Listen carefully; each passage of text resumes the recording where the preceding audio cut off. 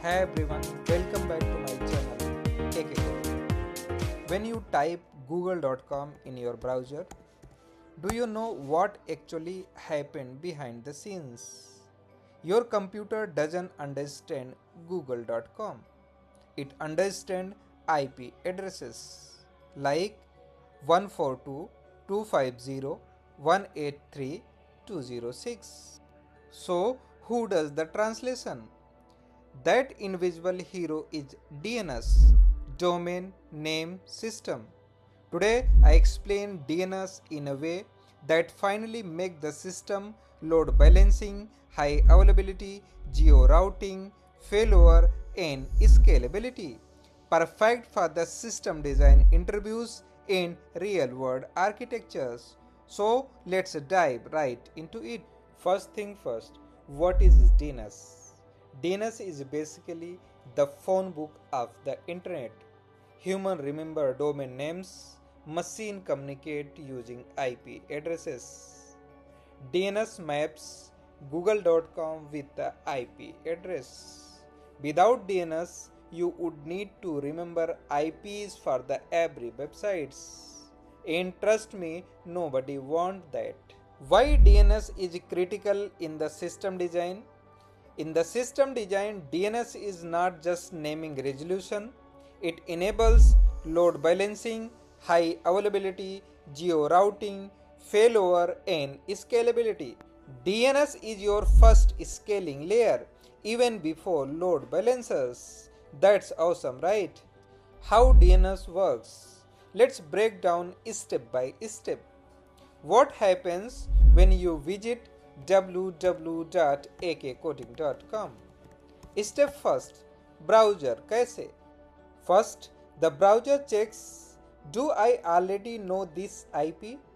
Step 2, OS कैसे? If not, the OS checks its local DNS कैसे? Step 3, recursive resolver. Still no, the request goes to your ISP's DNS resolver. Step 4, root DNS server.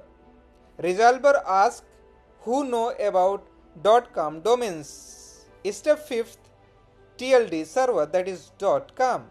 Next stop, that is .com DNS server.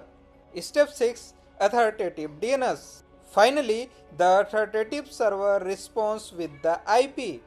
Boom, your website is loaded. The types of DNS servers. There are 4 key DNS components you should remember for the interviews. Number 1, recursive resolver. That's take full responsibility for the finding the IP addresses of a domain name. Number 2, root server. Knows where TLDs are. Number 3, TLD server. Knows .com, .org, .in. Number 4, authoritative server, final source of truth. Memorize these types. It would asked in almost every system design round. Now let's talk about DNS records. It is super important in the DNS system. A record that map domain to the IPv4. 4 times A record that map domain to the IPv6. CNAME create alias to the another domain. MX that redirected email to the mail server. NS that is name server. TXT that store arbitrary text often for the verification or security. Load balancer, CDNs or failover are depend on these records. Now let's talk about real use case of DNS in the system design. Number 1, load balancing. DNS can return different IPs for the same domain. Number 2, geo-based routing. Users in the India can be routed to the Indian server. Users in US can be routed to the US server. Number 3, failover. Primary server down, DNS redirected traffic to the backup region. Number 4, CDN integration. CDN routes user to the nearest CDN node. Netflix, Amazon, Google, everyone rely heavily on the DNS system. Now let's talk about DNS limitations and challenges. DNS is powerful but not perfect. Here is a key challenge: caching delays, TTL tuning complexity, DNS poisoning attacks, slow propagation.